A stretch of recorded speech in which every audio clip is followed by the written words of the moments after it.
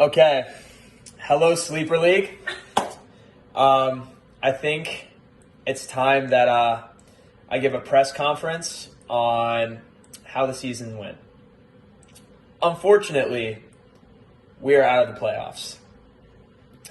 It was a sad time. I cried myself to sleep. Not a big deal. But, we'll be okay. All right? But unfortunately, this is a keeper league. So we are going to fight for that last win so we get favorability. But I just want to say this. I scored the second most points in the league. And if anyone else had my schedule, no one else would have gotten the playoffs except Josh or Luke, which is absolutely ridiculous because my team is stacked. So, also, I drafted Justin Tucker in the 5th round just to make a point and for the memes. But, my case stated. And they added a percentage. They had a percentage of accuracy when starting, and mine was at 92%. That was higher than Luke's, and Luke's number 1 in the league.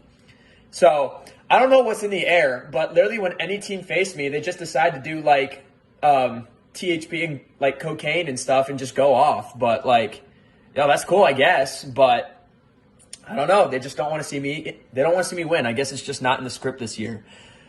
But next year, we're totally coming back for that dub. Sam, your trade requests always sucked. I'm sorry. I just had to say it. But yeah, and I don't know what's going to be said about the Tyreek Hill trade, but I feel like that trade was very beneficial to me, especially since Kyron Williams popped off these last 2 games, and DeAndre Moore and George Pickens gave me death. And George Pickens has keeper value, so I'm going to have him and Pittman next year. So it's going to be really nice. Also, Zach Moss. All I can say is Zach Moss was the best trade in the entire league. If we vote on that, it should definitely be that.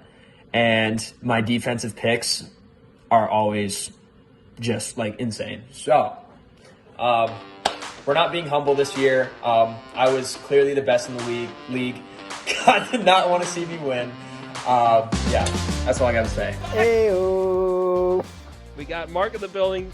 We just heard from the one and only Bryn, officially eliminated. And he made some good points, guys. I don't know about you, but I kind of agree with him from top to bottom. Tell me where he was lying. I couldn't find a lie. It was all good stuff. I would definitely run through a brick wall if he was my coach. That's for sure.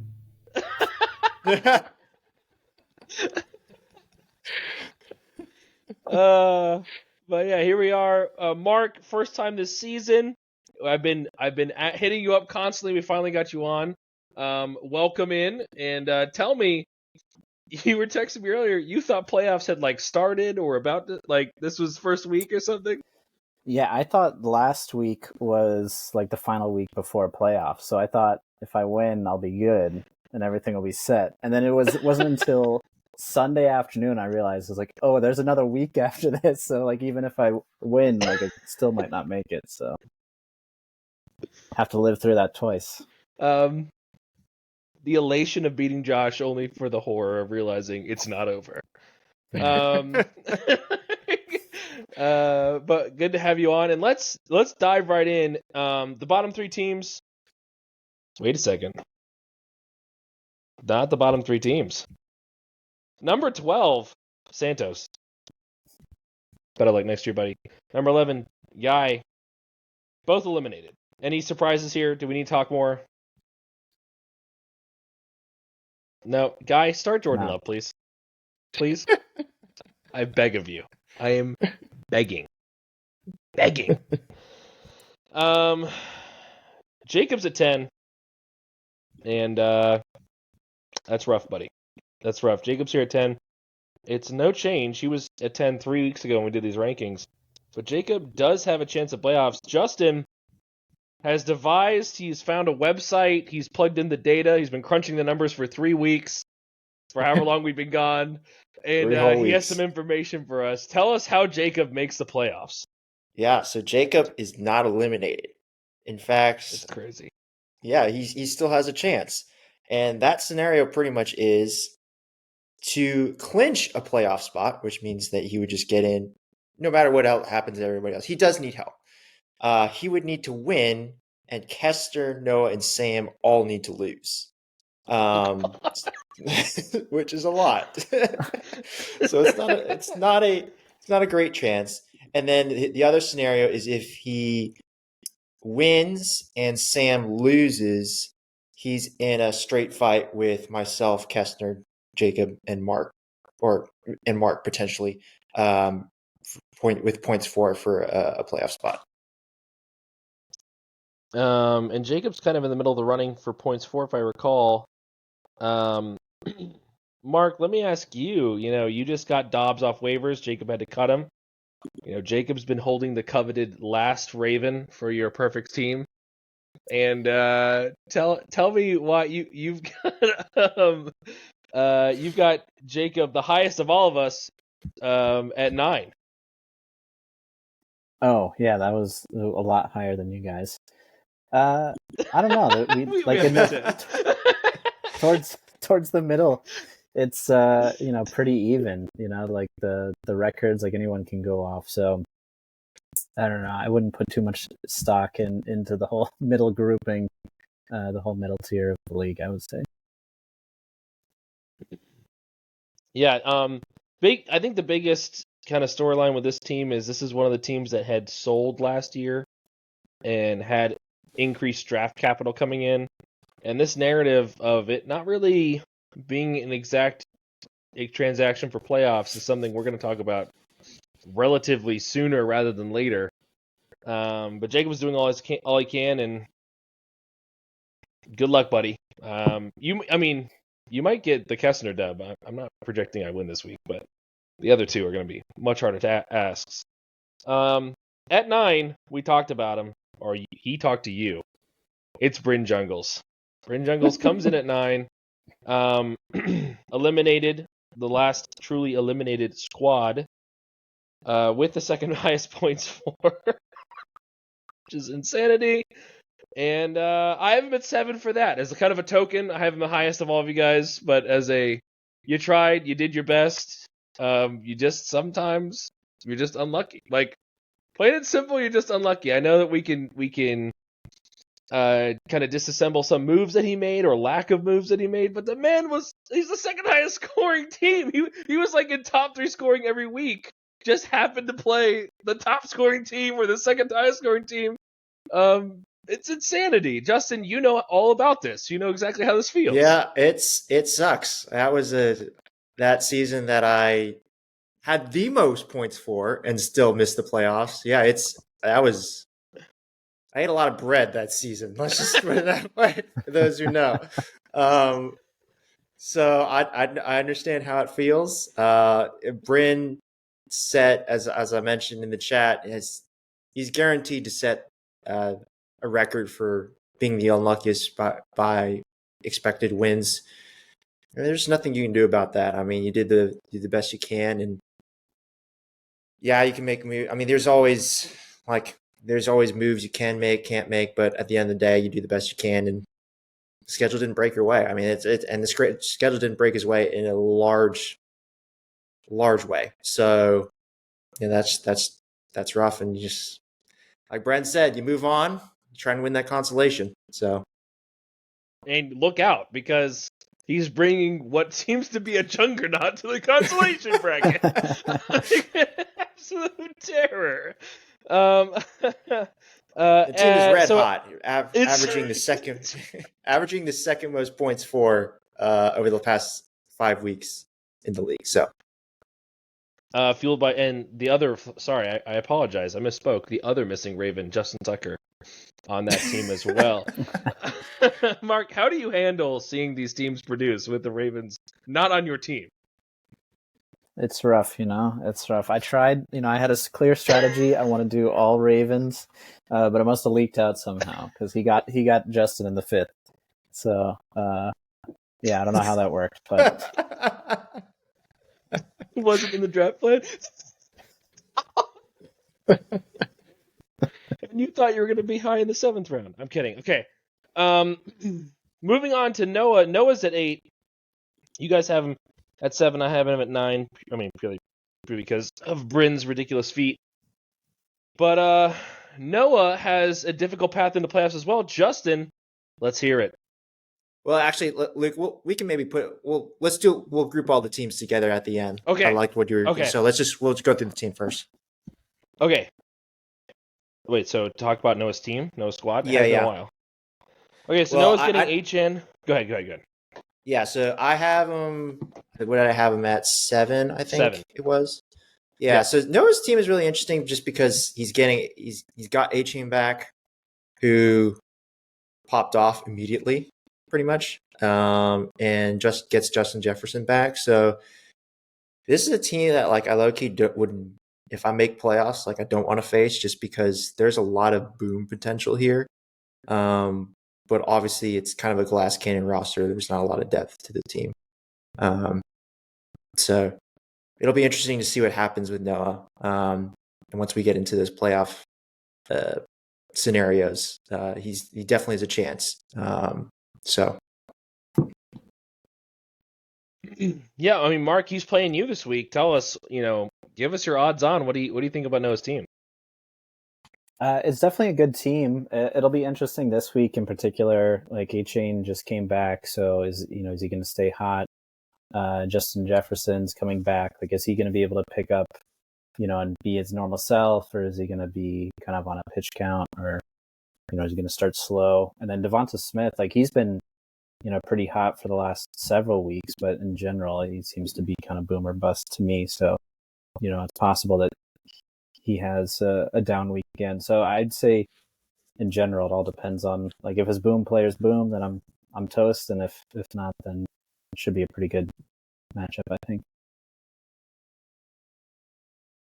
Yeah, we'll be watching with Ernest. I know that I wouldn't be terrified of Garrett Wilson or Gerald Everett, but those boom players do boom, which is unfortunate.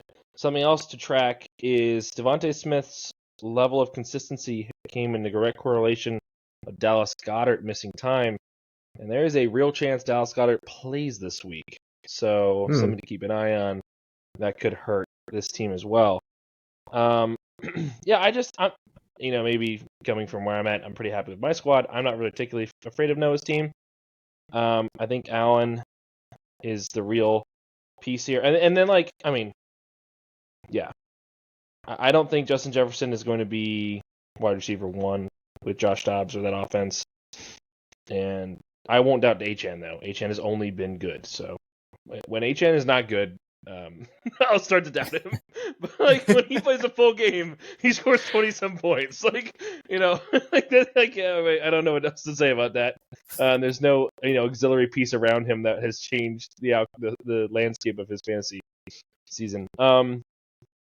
But yeah, Noah at 8. And how you want to talk about playoffs in general, or do you want to move on to the next team? Maybe we just go through all the teams and then we'll kind of do it all together. How we originally think. Yeah.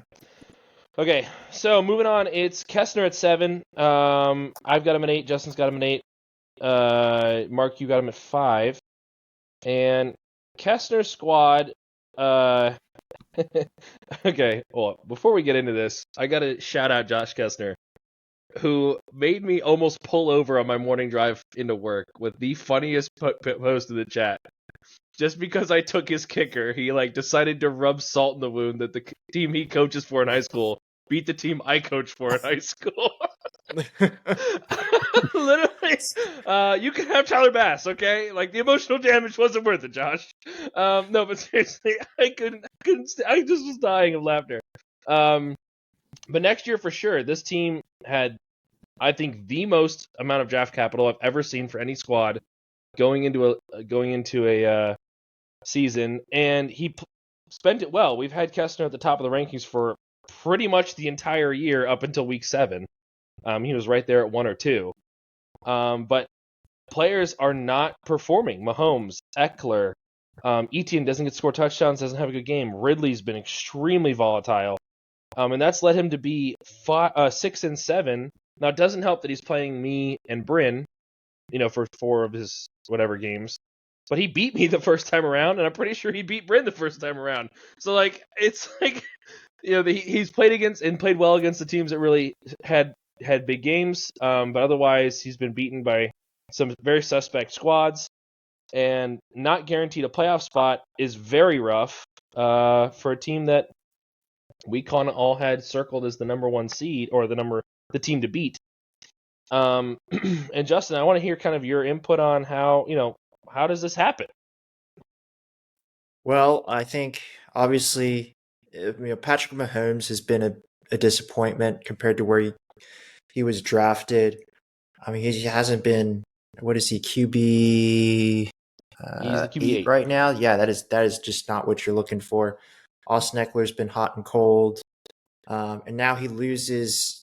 Trevor Lawrence goes down, and this team was heavily relying on Jaguars. So that's why I've kind of knocked him down, is because I think that the Jaguars as a whole take a step back, and ETN and Ridley are two big parts of this roster. But I mean, reason for hope is, he hasn't been getting a whole lot of production out of his tight end slot. Dallas Goedert coming back, maybe that's helpful. And Taysom Hill was a nice pickup. Taysom Hill's been doing pretty good, and he got good production out of him last week. So, and he's also got Kmet on the bench. So 3 tight ends. Hopefully, you get the production out of one of them. And but yeah, it's not looking good. Let me throw a stat out for you. Eckler's yards gained on rush attempts the last 2 weeks. There's like 20 of them. -1, 2, 2, 2, 2, 3, 5, 5, 6, 7. Okay. -7. Oh, never mind. -2, 0, 1, 1, 1, 1, 2, 2, 2, 3, 4, 4, 4. That's Wow. horrendous across 2 weeks of football. That's crazy. I don't know if that's an Eckler problem. I haven't really been watching many Chargers games. I don't know if that's just, an offensive line letting him down or a game script, but the number 4 overall pick, who was a stud to start the season, Disasterville. And, I will say though on that, because it's the last 2 weeks, there's Baltimore and New England, who are 2 very good defenses.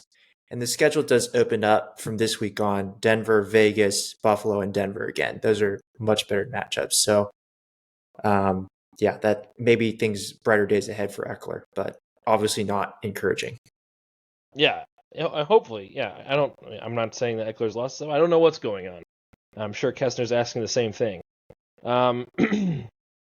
Mark, as a guy, sorry, I'm going to keep using this bit because I think it's funny. As a guy who has multiple players on the same team, how do you think that how has that worked out for you, especially when we look at Ridley and ETN being hot and cold? Have you kind of experienced something similar? What's your viewpoint on taking parts of the same offense? Of the same offense? I don't know, the same special teams for sure. Like, I just picked up the Colts defense and their kicker, and they won me the game last week. So no, it can work out. It's pretty. It can be hot and cold. You kind of live and die by it. And I won with literally no one on my bench I could have started. Everyone was on my bench had a bye last week, so it worked out. From that sense. Yeah, I don't know. You definitely have players on hot offenses sometimes that the whole offense is cooking, and they can definitely lead you places. So I'm not against the strategy. Sure. I mean, Josh is seeing success with it as well, and we'll get to him. But it is definitely if they have a bad day, you're in trouble. But I guess you kind of live with that risk, right? Right. All right. Speaking of Mark, you're at 6. I've got you at 6. Justin's got you at 6. You've got yourself at 8. Why are you so down on the team, man? It's coming together. I guess it is coming together. It's been an interesting year. Actually, my starting roster, I don't really hate too much. This week, I wish I had my quarterback available for the playoff push, but that's okay. Yeah, I don't know. I just feel like the whole middle of this league is pretty jammed. in general. I haven't had like a lot of my at the beginning of the year. I had a lot of wide receivers that were just like blowing up and really carrying the team. And then Kamara came back after his 3-week suspension, and then he was going off, and then the wide receivers kind of went quiet. So just like the team hasn't been able to put it all together actually until last week. Finally, had I think my best week of the season. So I don't know. You never know. Like maybe it just gets hot. But yeah, it's pretty average. Like it's been all year.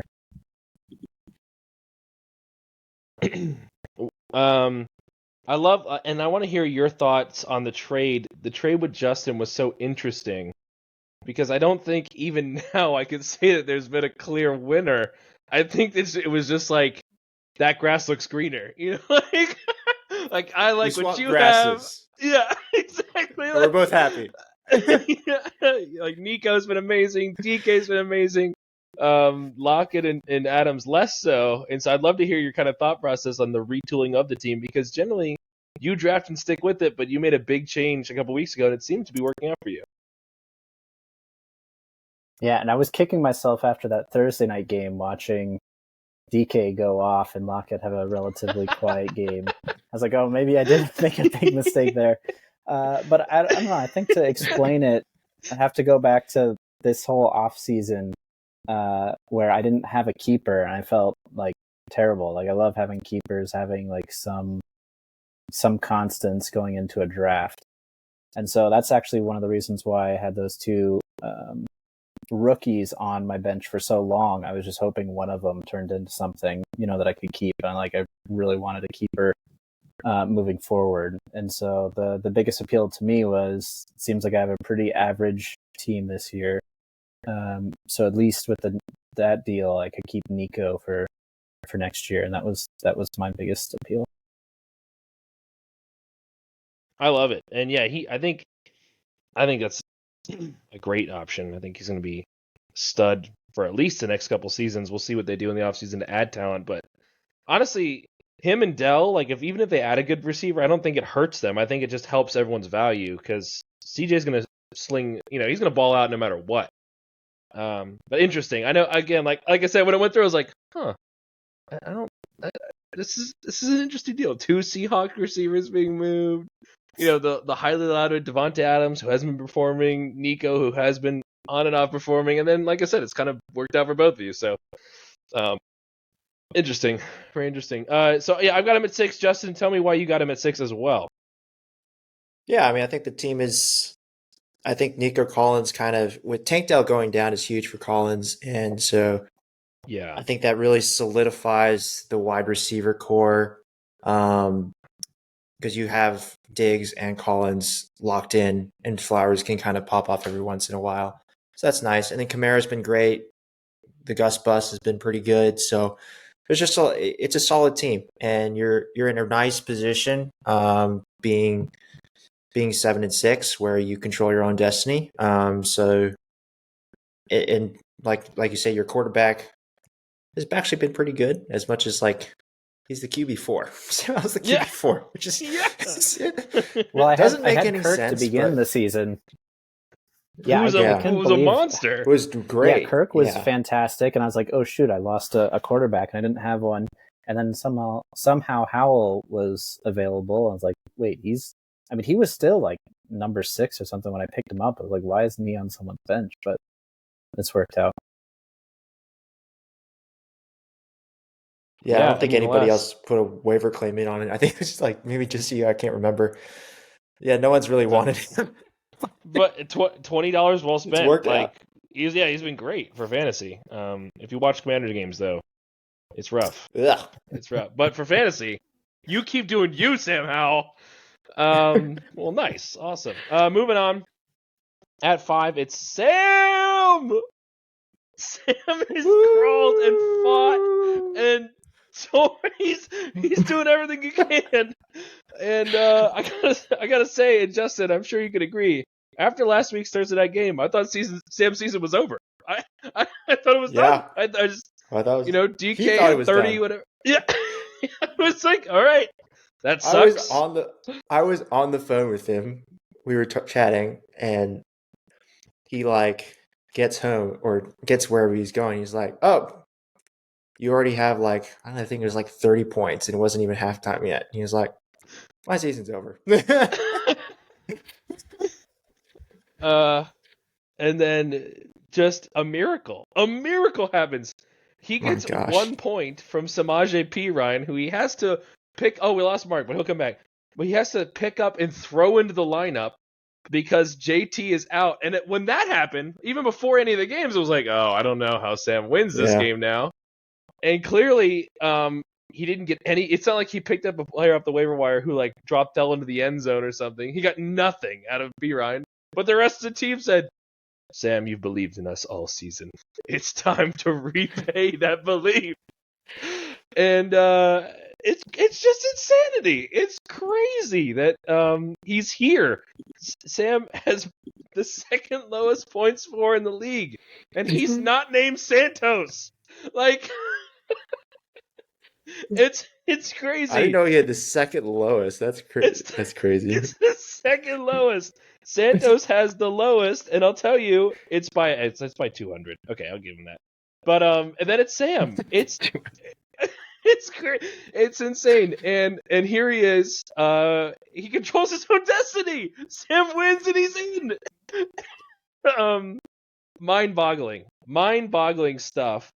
And Sam, I know you're listening because you're gonna text me tomorrow and be like, "Where's the pod?" when I haven't uploaded it yet. And because he does every week. And good for you, buddy. Good for you. I've been sending you the gif of Edna Mode from The Incredibles, where she's like, "Fight, win," and she like flips around for like months because it's like, you do it, buddy. You go. Yeah, I mean, we've talked a lot about it, but I want to say two things about this roster because I'm so fired up. Rachaad White has been a fantasy revelation. Oh, yeah. RB6, only 4 games under 10 points, and the last one he had was in week 6. After that, it's been nothing but sunshine and roses. Rachaad White for the Tampa Bay Buccaneers, and Puka Nacua, who Sam had to go buy, won him this game, man. I mean, Puka Nacua, who you picked up for 30-some odd dollars, Justin, has kept Sam alive. It's insanity. Crazy. When I saw that touchdown come through, I was like, I've lost. Like that was if he didn't score that touchdown, like I mean I would have won, but yeah. I mean, when that touchdown came through, I was like, oh my goodness, I can't believe it. Because like the entire week, like Sunday, I'm like, this isn't going if the week starts and I immediately get a touchdown from David Montgomery. And I'm like, and like Jahmyr Gibbs rips a 30-yard run, and I'm like, oh, I think this is going to be smooth sailing. And then from that point on, it was nothing but just like, oh goodness, oh my gosh, Sam's going to do this. Justin Herbert, do something. Do anything, literally anything, please. Nope. Insanity, and yeah, the unlikely heroes too. They keep coming. I thought for sure one of the storylines out of this week would have been Jeremy Waddle or Jalen Waddle like popping off because the matchup was so good. He didn't really have a good game, but Sam Laporta 9 for 9 for $140 and a touchdown. Ugh. Good heavens! Yeah, good heavens. But good for you, even Sam. with all that. Like it was kind of funny because Sam's like, "Dang it, I have to sweat." Sunday night and Monday night now, versus like he just like kind of accepted it's like the season is over. Now he's like, I have hope and I have to sweat. And then Pacheco goes off, and then Brandon McManus missed a 48-yard field goal. If he had made that, I would have won the week, which was crazy. I mean, it was so close, and it's unfortunate. But way to go, Sam. You're in it. Hey, sticking to it. It. But yeah, great. Speaking of, he beat the number 4 team. Justin, you're in. By the way, Sam is a rise of 3 spots. Mark, you were a rise of a spot. And Justin, you're a rise of 2 spot. You're at 4. This is the only position we all agree on. We all Really? think you should be at 4. Yep. Everyone else, there's some sort of variance, but we agree. Justin's at 4. And we've already kind of heard your side of the Sam matchup, but you got to be kind of excited, especially how your season started not too pretty. Oh yeah, it's I have gotten a little lucky, so that's been nice. But I mean, the roster has slowly kind of come together, and I mean, last week was a bit of a setback, but I think I can still make playoffs, and I think I've kind of built the team to have good playoff matchups, and I bought, like Devontae Adams and DK Metcalf when I made that trade. That was really kind of looking ahead to the playoff matchups as well. So, if I can get in, I think I'm gonna have.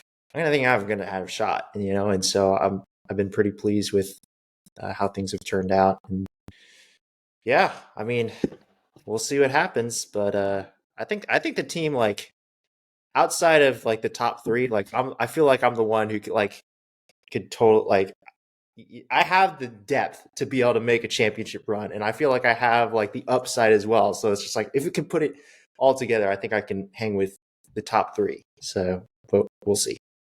I mean, we both agree. We have you right outside the top 3 at 4. I know this great, Mark. Tell us about this. I mean, I don't know if you're looking at it, but tell us about why you like Justin at 4. Yeah, I was just pulling the team up here. Yeah, the depth is really nice. Like it's crazy right now. I'm looking at currently you've got Aaron Jones, Cup, and DK Metcalf on the bench. Like that's insanity as far as like bench depth goes.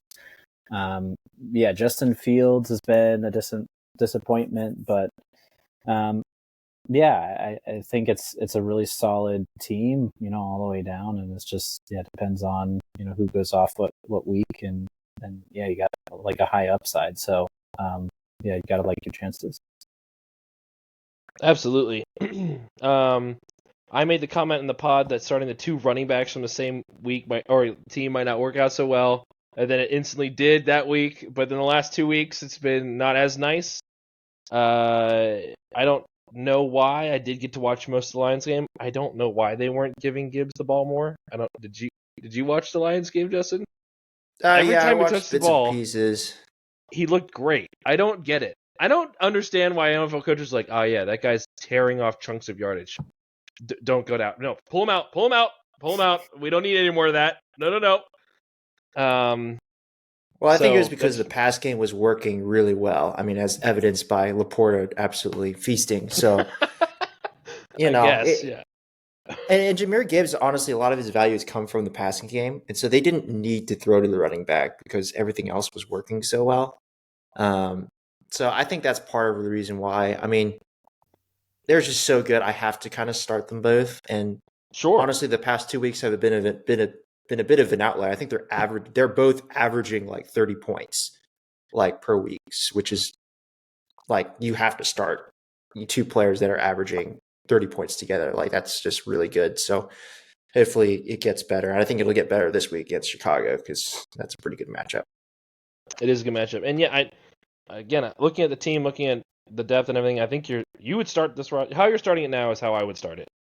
So no disagreement. It's just funny how kind of both narratives have been true in a short amount of time. Yeah. But there you go. Justin is winning in. So I'm not wishing you good luck. I don't want you to know what else. Sorry, buddy. Go Ken. Speaking of Ken's at 3. I've got him at 3. You guys have him at 2, which is very interesting. Because of how you've ranked everybody. So I want to hear, Justin, why do you have Ken in the 2 spot? Yeah, so I think it really has more to do with I'm starting to have some concerns about Josh's roster, and that's kind of the reason why I kind of moved Ken up into the 2. It's more like I think Ken's team is.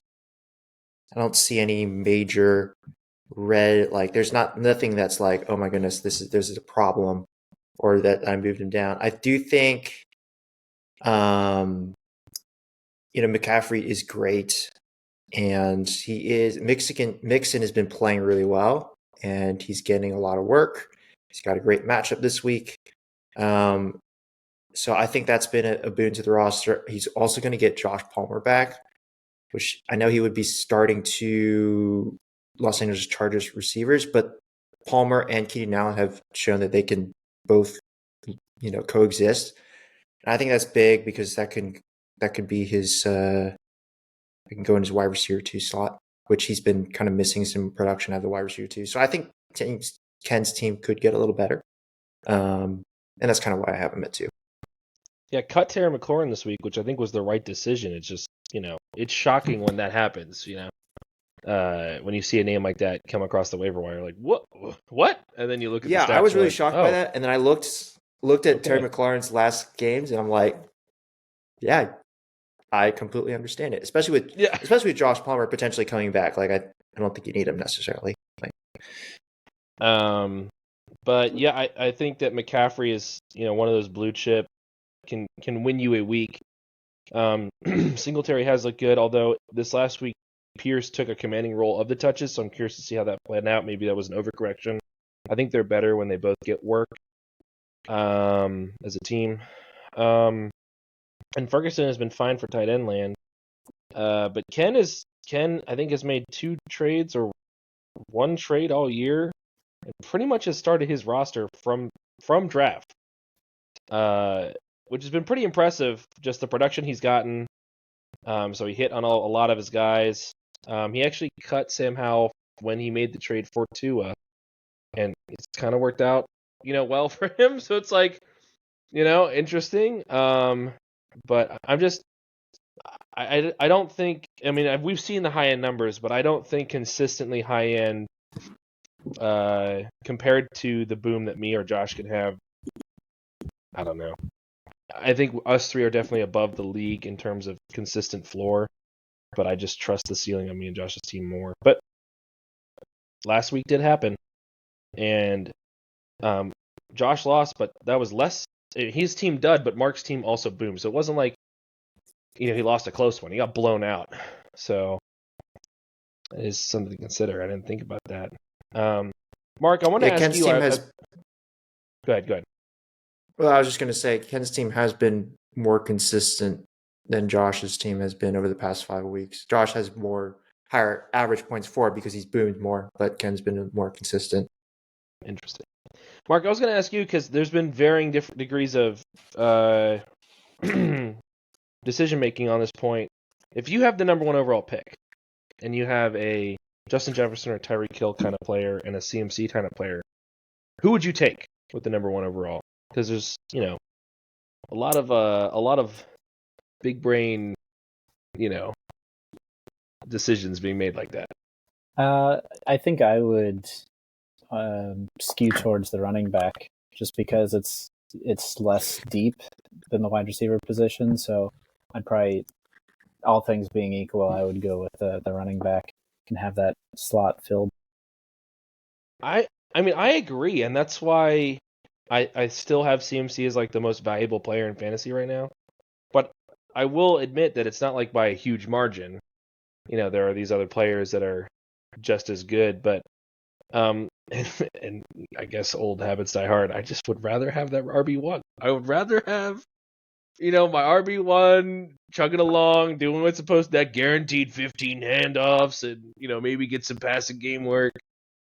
I don't know why, even though my team is not built that way at all. I still would prefer it. I would trade Tyreek Hill for CMC straight up right now. And I know Ken wouldn't do it, but I would. Well, even this year, like looking at into the third round and the fourth round, like it felt like there was hardly any quality running backs. Like I felt like, I was struggling to find like a second running back to fill that hole. So yeah, I think if you don't take one super early, you're kind of tying your hands as far as what you have to do in the rounds after that, and then your options are a lot more limited. I love it. Yeah, there were some really bad running backs taken between rounds 2 and 4 that were like the right pick at the time. Like, no qualms about it. Like, yeah, okay, I get it. And then, here we are 3 months later. Good Lord, why did we do that? Just horrible. All right, Ken's at 3, moving to 2. And, Josh says, I hear you, but I'm just going to get my best running back in the 10th round. Here he is at 2, Raheem Mostert, leading the RB room. But really what makes this team special is Jalen Hurts and A.J. Brown. And, oh mama, I've got him at number 1 because I lost the one-on-one matchup with him.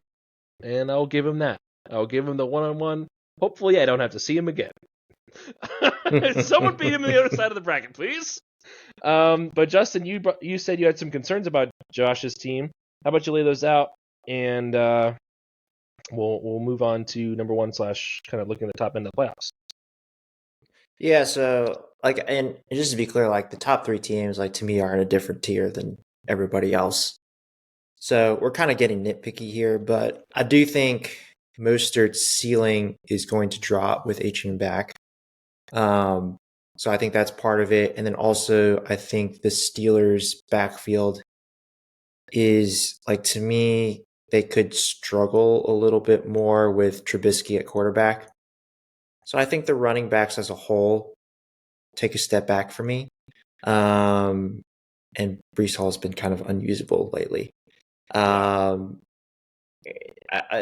think, but I wouldn't be I still think their roster is very good, and you can kind of flip a coin between Ken's and it was still very close between Ken and Josh for the number 2 slot, because Ayuk is still good, Kittle has been good, Olave has been trending upwards, which is good. So, and I think that the depth is pretty good on this roster. So, I think it's just so close, and I've just kind of knocked them down a little bit because I think I want to see what the running backs are going to do, and right now I'm a little lower on the running backs as a whole. For sure, I will say I do watch a lot of Steelers football. In fact, I watch all of the Steelers football, and I would agree with your assessment. Our offense takes a huge step backwards with Trubisky in, and New England is no good matchup, but we do have a couple good matchups on the horizon. And in theory, they will lean on the run more. I think the biggest problem with the Steelers running back is, unlike a running backfield like the Lions, or even to a certain extent the Ravens, both players will not be very good for fantasy on a week. One might, and figuring out which one is the challenge. You can kind of count on the explosivity of Warren, if you like that, and that's what Josh has done the last couple of weeks. You can count on the guaranteed workload and goal line work of Najee, but you don't really know which is going to be the boom guy, and so it makes setting your lineup really difficult. But otherwise, yeah, Ayuk, Hurts, A.J. Brown, they're good football players. A.J. Brown is a menace to society. Watching him play is terrifying. He's like a tank running around the field, catching passes. He's crazy. And, yeah, definitely, I think, in my opinion, one of those upper echelon, I put him right in the conversation with Hill and CMC, is A.J. Brown. Mm-hmm. I'm at 1. Don't really need to talk about my team all that much, although I'd love to hear why you guys have me at 1, because I don't. Mark, you wanna make me feel good on the inside? A little warm tickle? Oh, okay.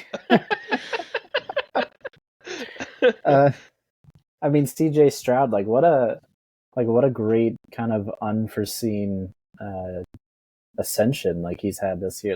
I don't know, I never would have guessed he would have been so good starting off. And even the Ravens played them, week 1, and even then it was oh, we're not treating him like a normal rookie.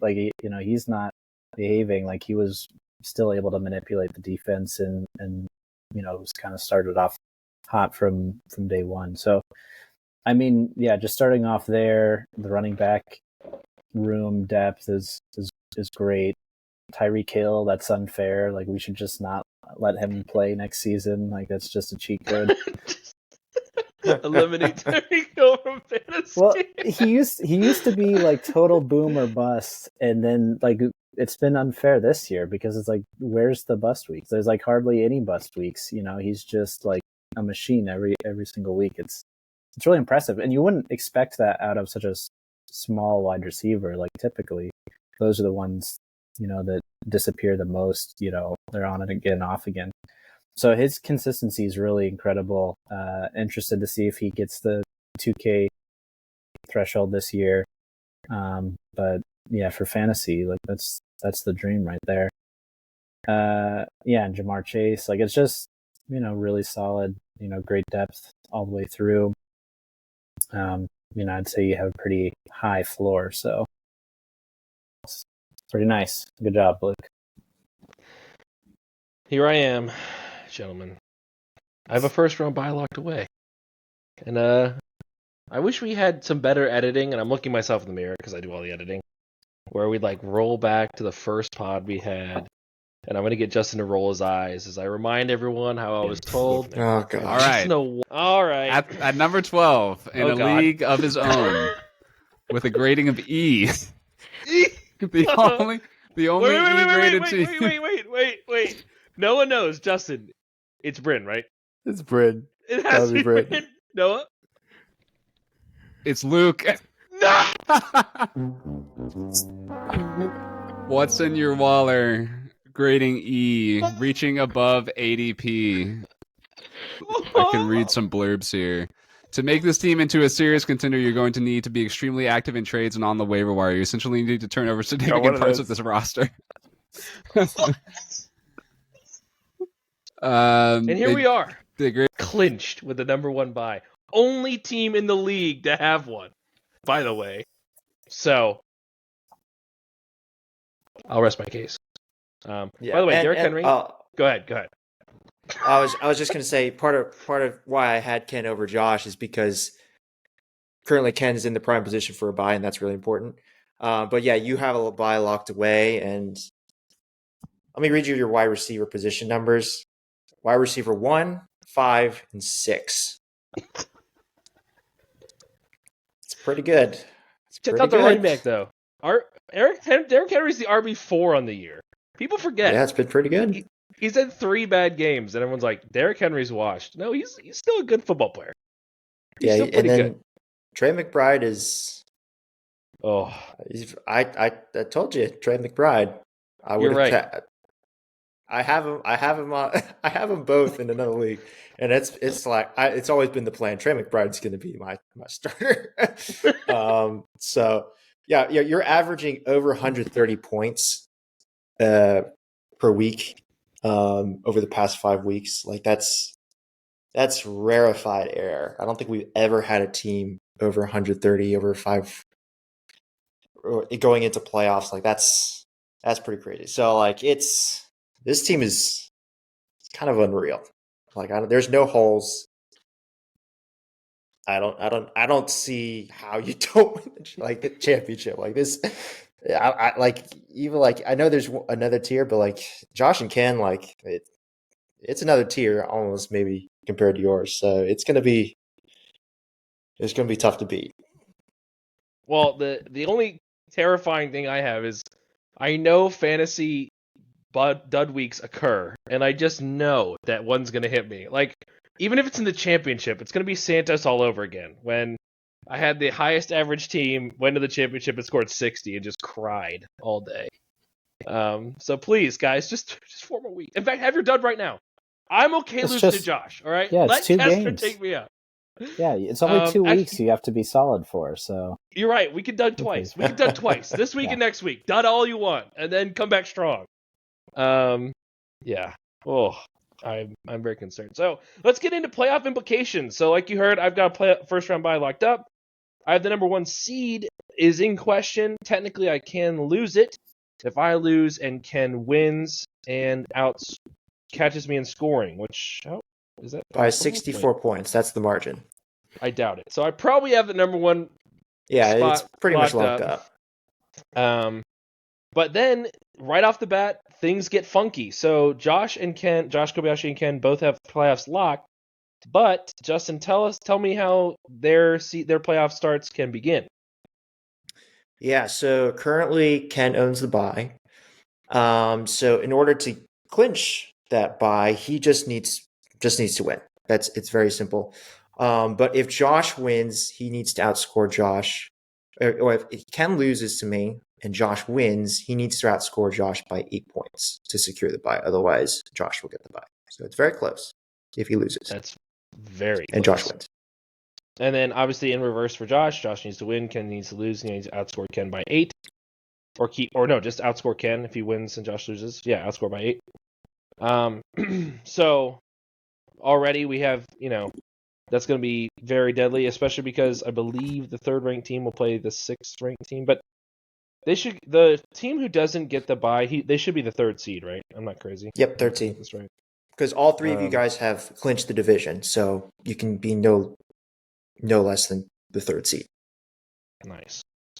And Mark, I have you to thank, by the way, for getting me that first run by locked right now. If you don't beat Josh, I had to sweat this one with Jess Kessner, and that's annoying.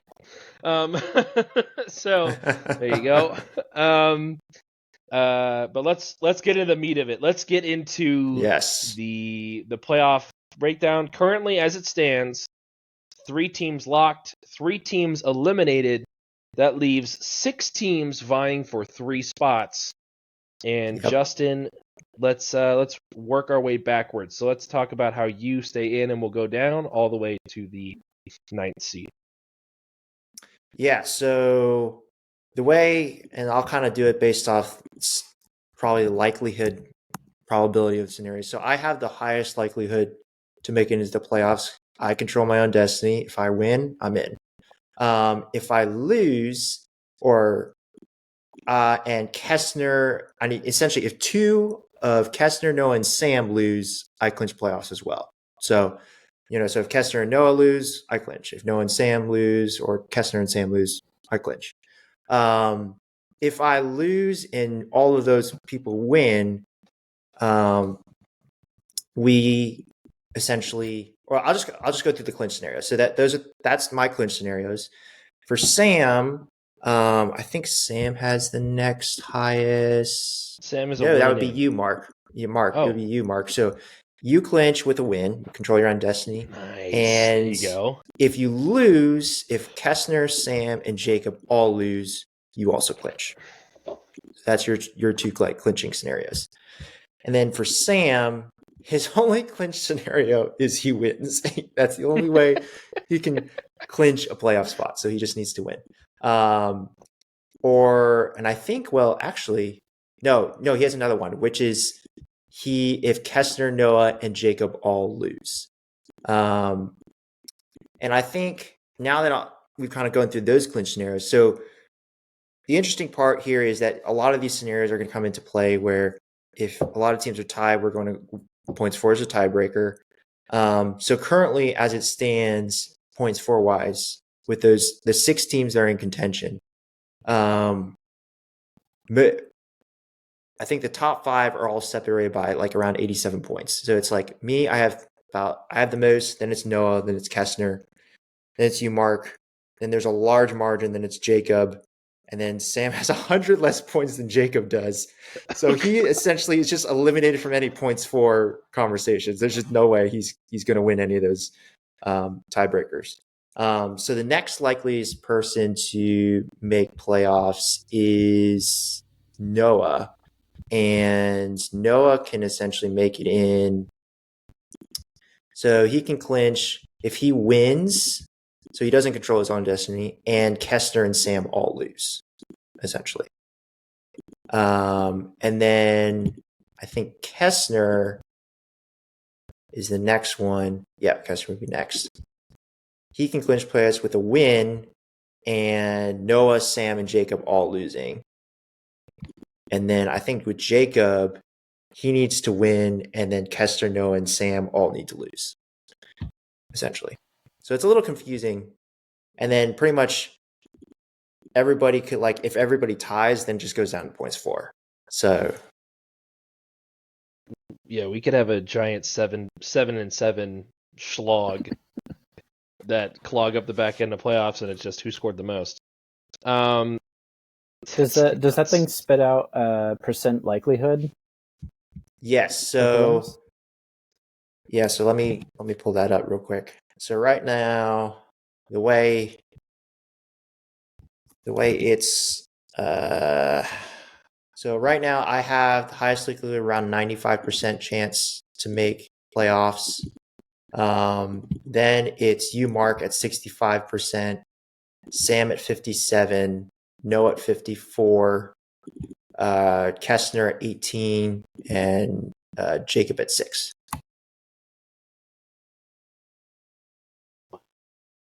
Interesting. That's crazy. There is a wild way that Mark can get the 3 seed, but it'll never happen. Is if he wins, Josh loses, and he outscores Josh by 120. But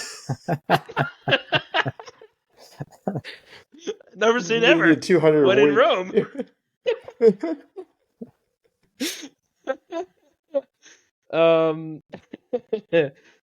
That just insanity. Just 9 viable teams for playoffs.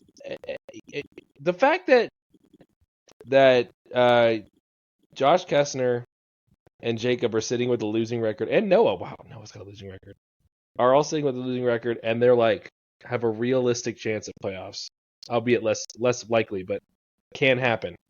Is mind-boggling to me. Have we ever had, Justin? Tell me if I'm wrong. Have we ever had this many teams live? Live, but like I feel like we've eliminated a lot more teams in recent years. It's more been like seeding. That's a good question. I can check. Let's see. Records, because it'll be in the records section. It would be tough to kind of like figure out right now. I mean, I think in recent memory, I think this is probably the most. But I do know that we had a year where like a team with a losing record made the playoffs. So if that's the case, then clearly that one would have had a lot of teams in contention. Because if someone has a losing record, then there would have been a lot of teams in contention. So, but I can't remember what year that was. Mark, you've made it back into the playoff race after getting second last year, and tell me how you feel about your chances, and give us some of that Mark playoff primer. Like what's going on in the world of Mark Manager? Do a little dance like you're doing. Yeah, is that required? Exactly. Yeah, no dances. No dances. Yeah, I don't know. Like fantasy is like a fickle game. It doesn't matter. Like you can have the best team, and you can get eliminated. You have a down week. All it takes is one down week, and then you're out of it. And you can have a very mediocre team. Like if I remember correctly, I think my team last year was pretty mediocre. And went a long way. So I don't know. It just feels like just got to get in and then see what happens. If you're in, then you got a chance. So I like my team. Like I think if they all put together, like if the running backs stay hot and the wide receivers, pop off a little bit more, I don't see why I couldn't beat you or anyone else. Beat Josh last week. So yeah, I hope I get the chance. And then it's always interesting. So yeah. I hope you get the chance to beat Josh again in the playoffs too. I think it would be really funny. You guys have a history of some crazy matchups. Oh man, I can't wait. It's gonna be so much fun. Perennial playoff contenders who are out of it. Santos is sitting on the sidelines right now. I know he's very excited about some of his keeper options, but Noah to start. Every year Noah looks like he's going to be a big contender, and now to see it, he might sneak in the 6th seed. But I think what you said was right, Mark. Like, even looking at his team, I think any of these teams can kind of they can all hit 140 or 130 a week, and then it's a coin flip. But it's just crazy to me. Where we are from where we began. Looking back, the first week of rankings was Kessner 1. Josh Kobayashi was at 2. Good job, previous rankers. We saw it. We saw it back in week 1. We saw something we liked. Next one, we got wrong. Guy at 3. Well, yeah. Guy at 3, Use your error. Noah. Yeah. Guy, you should be in this conversation. Justin, tell me though, if Guy had Bryn's schedule, how many games does he win this year? 0.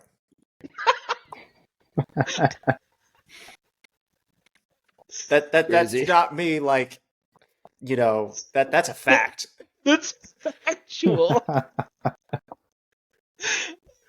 But Guy at 3, Noah at 4, Ken at 5, Mark at 6. Hey, you're still at 6, Mark. Keeping it strong. Justin at 7, Jacob at 8. Imit was at 9. Shame on all of you. Sam at 10. Bryn at 11. Well, and Santos was at 12 to start the year. Dang, we got one of those. Right? That's crazy. That was before he sold all of his guys, too. Oh, man. Well, there you go. So, playoffs are upon us. I don't know if there's anything more that needs to be said. Go Ken. Please beat Justin.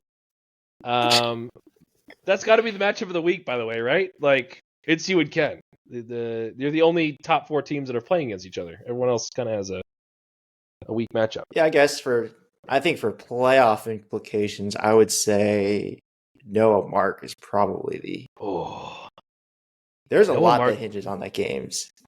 Could be winning in, or it could be win and cry. If you're Noah, like he could win and still not miss the playoffs. That'd be nuts. Man, some good football to be played. All right, you guys have anything else? Or are we getting out of here? What's that? It's time. Adios, people. We'll see you next week. Yeah. Go Ken. See ya.